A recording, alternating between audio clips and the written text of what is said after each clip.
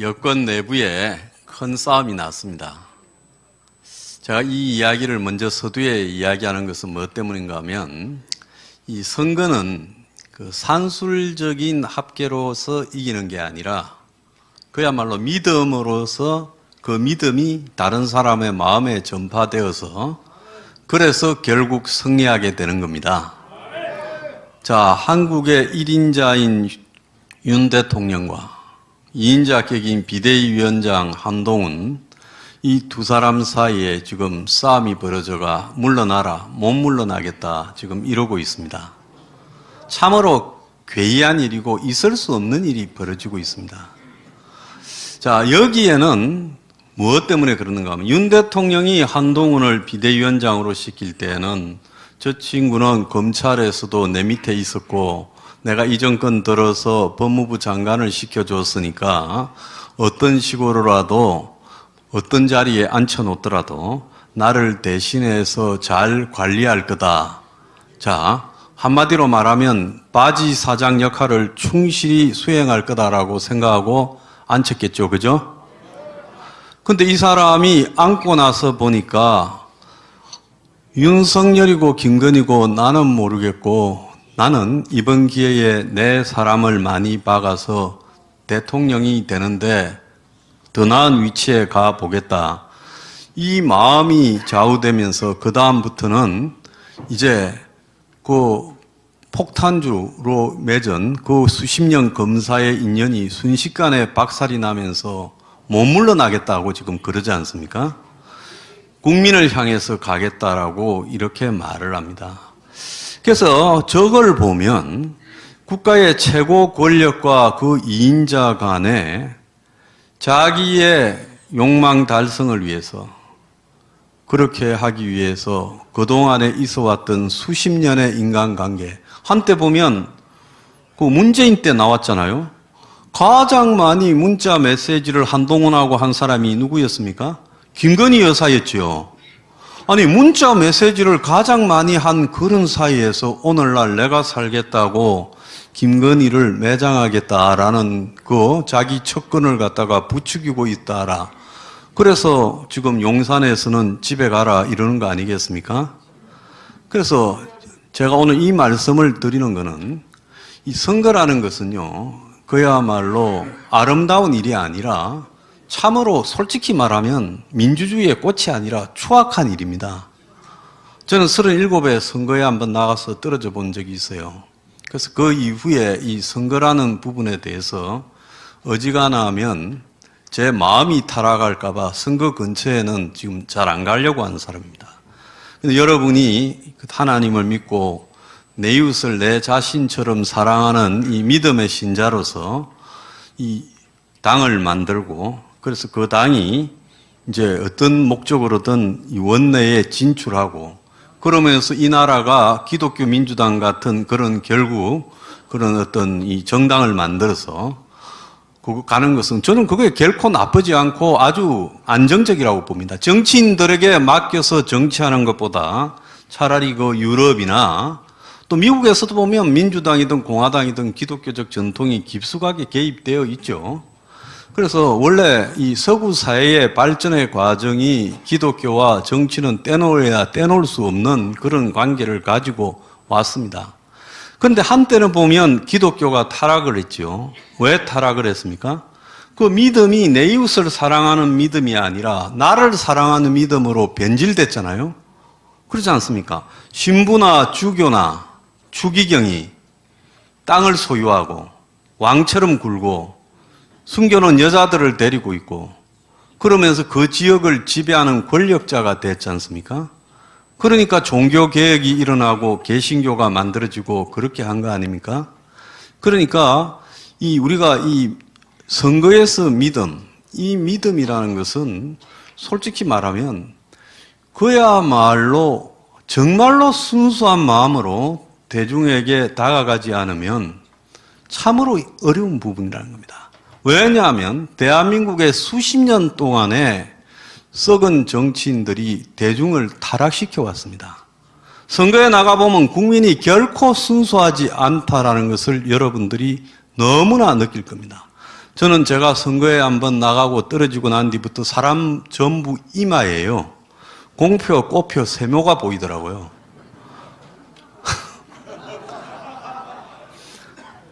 그때만 해도 밥도 많이 샀습니다. 저 사람은 나한테 밥을 얻어먹고 나를 찍었을까? 그래서 제가 이 고향을 더 이상 잊지를 못하고 떠나왔습니다. 그래서 선거라는 것은 정말로 어떻게 보면 정치인들이 대중을 선동하고 왜곡시키고 또한 타락시키고, 대체로 보면 선거판에 뛰어든 대중들은 성실한 우리의 소시민적인 이웃이 아니라 정치 브로커들입니다. 정치 브로커가 따로 브로커 자격증이 있는 게 아니라 부동산 중개업을 하시는 분이 브로커가 되고, 식당을 하시는 분이 브로커가 되고, 세탁소를 하시는 분이 브로커가 되고, 다 그냥 우리 주변에 같이 살아가는 분들이 다 브로커가 되는 겁니다. 그래서 제가 좀 생각을 여러 번 했어요. 저도 혁명 21이라는 정당을 만들어서 대중을 계몽시키고 수십 년이 걸리고 100년이 걸리더라도 서민을 위한 사회개혁을 5+3 정책이라는 부분을 가지고 우리가 한번 해보자라고 생각을 하고 하다가, 이번에 이 자유통일당하고 힘을 합쳐야 되겠다 이렇게 생각을 한 부분은, 여러분들이 저희들보다 한 24년 이상 이렇게 선거를 오래 먼저 뛰어드셨습니다. 그리고 그걸 바로잡기 위해서 하나님의 정신으로 굉장히 노력하고 애를 써오셨어요. 자, 그렇다면, 우리도 가는 길이 앞날이 천리, 만리 이렇게 먼 길이지만은 여러분들 우리보다 더 앞서서 고생을 하셨기 때문에 우리가 이번에는 여러분들을 도와드리는 게 맞다. 그것이 당연한 도리다라고 생각하는 겁니다.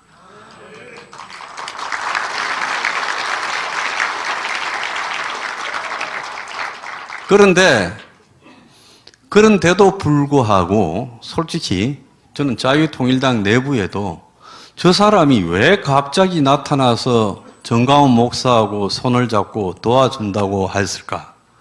도대체 저 사람이 어디 국회의원을 하나 하고 싶어서 그럴까? 여러분, 제가 국회의원 하려고 작정했으면 벌써 했습니다. 지금도 어느 당에 가면 공천 하나 주면 받을 수 있습니다. 그렇지만은 저는 정치 안 한다고 하나님 앞에 약속하고 여러분 앞에 약속했지 않습니까? 그러고 제가 하겠습니까? 그러면 저희 당에는 다들 평범한 소시민입니다. 정치하려고 그렇게 생각하시는 분이 없습니다.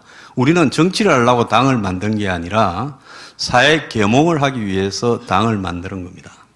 근데 이렇게 같이 하자고 하니까 여러분들 쪽에서 오히려 우리 혁명 21을 좀 무슨 속셈일까?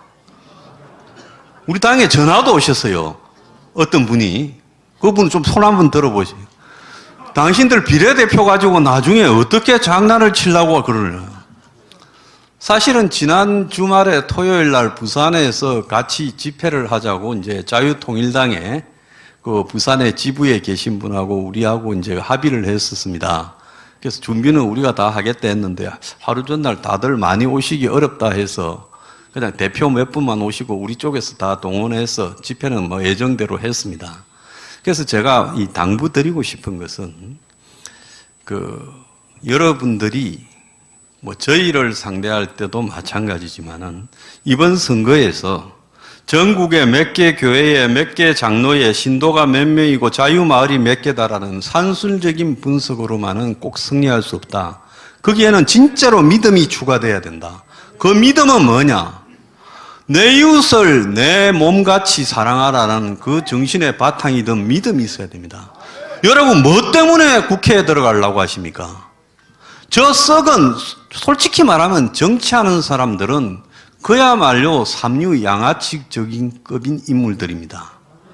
그 썩은 판에 뭐 때문에 당을 만들어서 들어가겠다고 그렇게 애를 쓰십니까? 그러려 그러면 여러분들이 제일 먼저 생각해야 될 것은, 우리는 무엇 때문에 정치를 해서 그렇게 지금 10수년 동안 정치판에 진입을 해서 거기에서 길을 열려고 노력하는가 하는 데 대한 원론적인 의문을 가지셔야 된다. 저는 그런 생각을 해요.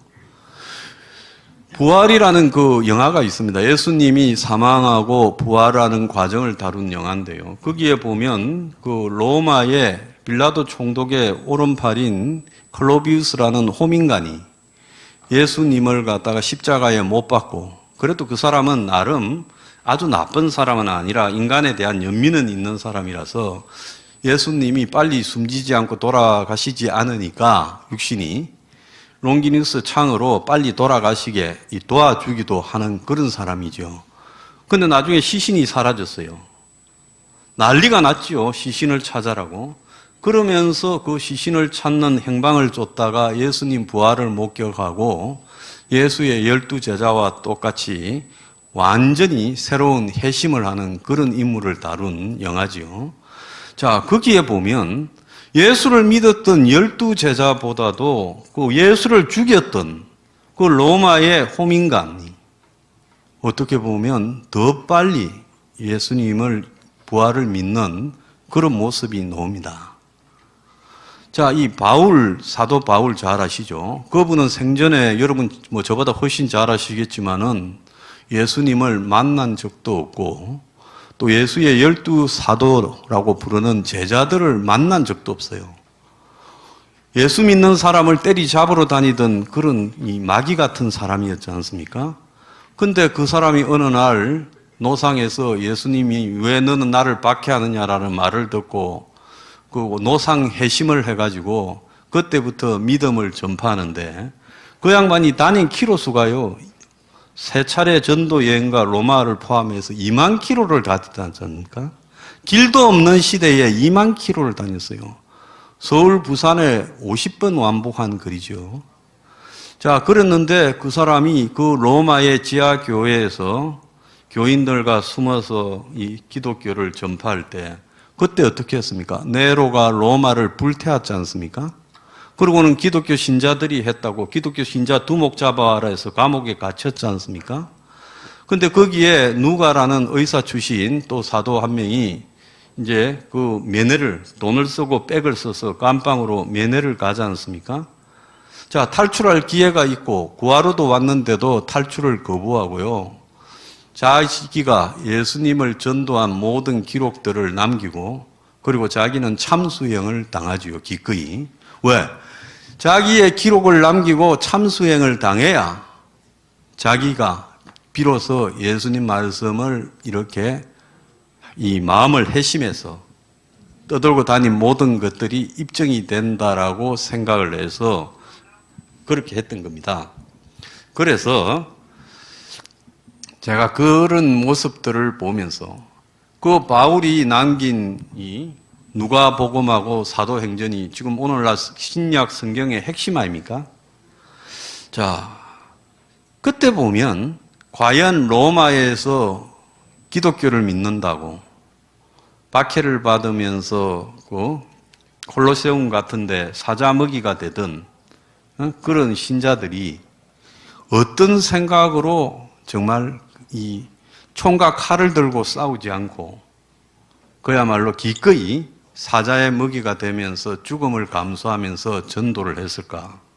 자, 이런 어떤 사랑의 마음을 가지고요, 이 대중들을 설득하고 노력하지 않으면 여러분들이 기성 정치인처럼 이번에 접근해서 표를 계산해서 우리는 이번에 몇만 표 넣고 몇 표를 얻는다 하면 결과가 좋지 않을 수 있습니다. 그런데 여러분들이 그러지 않고요, 정말로 우리는 무엇 때문에 정치를 하는가라는 그 목적의식이 여러분 머릿속에 이렇게 완전히 재정립이 되어서 과거의 초기 교회에 목숨을 물어서고 이 전도를 하던 그 심정으로 들어가서 이 가난한 서민들, 이웃들을 위해서 우리가 땅을 만들어서 그 사람을 위해서 좀 더 나은 세상을 만들겠다라는 그런 신념으로 여러분들이 온 사방에 퍼져나갈 때 한 석 두 석이 아니라 언젠가는 집권도 빨리 할 수 있게 되겠죠. 저는 그런 마음들을 갖다가 시간이 나던 대로 계속 다져달라. 여러분들은 기성에 그야말로 권력과 탐욕에 눈이 멀어서 집권을 해야 되겠다라는 그런 분들은 아니지 않습니까? 예. 그래서 여러분들의 제가 열정이나 그다음에 여러분들이 또 가지고 있는 이런 헌신 이런 부분들을 요 근래 자주 뵙게 되면서 여러분들이 이번 선거에 임하는 부분에서 그런 마음, 무엇 때문에 우리는 정치를 해서 성공하고자 하는가라는 부분을 가지셔야 된다. 저는 그런 생각을 하고 있습니다. 그래서 저희들이 여러분들을 도와드린다 했을 때 제가 뭐라고 했습니까?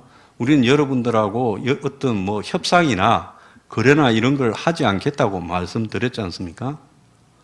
저는 제가 당을 만들었을 때 조금이라도 대한민국의 90%의 서민의 삶이 개선될 수 있다면 다른 어떤 조건도 필요 없다. 나부터 아무것도 안 하겠다고 처음부터 선언하고 시작을 했습니다. 그렇기 때문에 제가 여러분들을 도와드리겠다고 할 때 저한테 뭘 갖다가 우리 당에 뭘 갖다가 요구하는 게 없다라고 말씀을 드리지 않았습니까? 자, 그런 측면에서 우리가 초심을 잃지 않고 제대로 된 믿음을 가지면서 선거에 임하는 것이 굉장히 중요하다. 이 말씀을 드리겠습니다. 오늘 대한민국의 1인자가 참 그가 키우고 법무장관으로 만들고 비대위원장까지 만들었는데 선거를 앞두고 그야말로 서로 간의 신뢰에 가장 기초적인 인간적인 신뢰에 금이 가서 1인자를 배신하고 그야말로 자기 정치를 하겠다라는 부분에 있어서 벌어지고 있는 이 현상을 보면서 아무리 권력이 있어도 믿음이 뒷받침하지 못하면 아무것도 아니다라는 생각을 여러분들이 마음속에 꼭 간직해 주셨으면 좋겠다. 예, 제가 그런 생각을 합니다. 그래서 마지막으로, 감사합니다. 저희 혁명 21이 주장하는 것은 서민을 위한 세상을 좀 더 만들어야 된다. 국민의 90%가 서민이라고 했죠. 한국에서 집 포함해서 순자산이 10억이 안 되면 서민이지 않습니까? 그죠? 집만 한 개에도 한 7, 8억, 그래도 좋은 집도 아닌데 10억 이하라고 그러면 다 서민입니다. 그럼 90%가 서민인데 그러면 정치인이 표를 갖다가 바라고 정책을 세운다면 90%의 서민들을 위한 그런 정책을 만들고 그 사람들을 위한 주거 정책이나 그 사람들을 위한 이 사교육 정책, 사교육을 폐지하는 정책이나 그 사람들을 위한 보육 정책이나 그 사람들을 위한 그 요양 그리고 간병 정책이나 또 그 사람들을 위한 일자리 정책이나 그 사람들을 위한 외노자 정책이나 그 사람을 위한 각종 AI나 자동화 정책을 이렇게 제안하는 부분이나 또 그 사람들의 이 안전, 국가의 안보를 위해서 핵을 독자 개발하는 정책이나 이런 것들을 하는 것이 지극히 당연하죠. 그런데 실제로는 어떻게 되어 갑니까? 이거는요, 1인 1표가 아니라 돈 1억의 1표입니다. 그러니까 돈 많은 사람을 위한 정치로 변질되어 가고 있다는 거죠. 그러니까 실제로 모든 국가의 정책은 돈이 많은 소수를 위한 방식으로 기득권을 위주로 가게 되고 90%는 그야말로 둘러리로 전락해서 선거 때 한 표 찍어주는 장치로 그냥 흘러가는 겁니다. 과거 영국에는요, 그를 모르는 사람에게는 투표권을 안 줬죠. 여자들은 1928년에 투표권 얻었습니다. 영국에서요. 자, 여자들한테도 투표권을 안 줬고, 글을 몰라도 안 줬고, 재산이 없어도 투표권을 안 줬습니다. 그야말로 부유하고 부자들만 투표권을 가지고, 이게 민주주의의 역사입니다. 멀지 않은 역사예요. 100년 전에 그렇게 했습니다. 그러니까 민주주의는 그것이 완성된 게 아니라 여러분들이 민주주의를 갖다가 항상 감시하고 여러분들이 민주주의를 지켜나가겠다라는 그런 의지와 각오를 갖다가 등한시한다면요, 그것은 민주주의는 형식에 불과한 거고 여러분들은 그냥 표를 찍어주는 기계에 불과하다는 거죠. 북한에도 투표하고 중국도 투표합니다. 그러지 않습니까? 중국의 전인대 투표하면 찬성률 99점 몇 프로 나오지 않습니까? 그러니까 민주주의는 완성된 게 아니라 항상 정신을 차리고 지켜야 끌고 갈 수 있는 것이다. 여러분들께서 이 하나님의 믿음으로 그야말로 이번에 왜 우리는 정치를 하는가에 대한 확고한 신념을 가지고 그렇게 끝까지 가주시기를 부탁드립니다. 저희들은 돕겠습니다. 감사합니다.